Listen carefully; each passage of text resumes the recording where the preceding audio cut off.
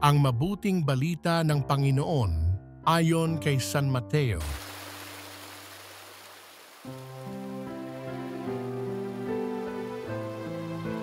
Nung panahong iyon, sinabi ni Jesus sa kanyang mga alagad, ang pagdating ng Anak ng Tao ay matutulad sa pagdating ng baha noong panahon ni Noe.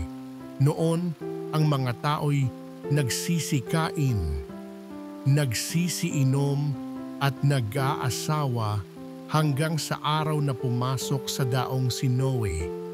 Dumating ang baha nang di nila namalayan at tinangay silang lahat. Gayon din ang mangyayari sa pagdating ng Anak ng Tao.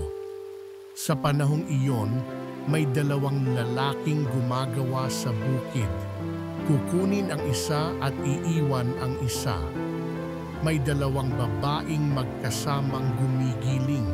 Kukunin ang isa at iiwan ang isa. Kaya magbantay kayo, sapagkat hindi ninyo alam kung anong araw pariririto ang inyong Panginoon.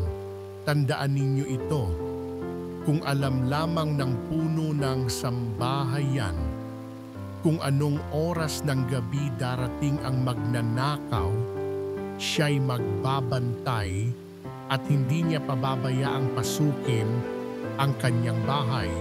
Kaya maging handa kayong lagi, sapagkat darating ang Anak ng Tao sa oras na di ninyo inaasahan.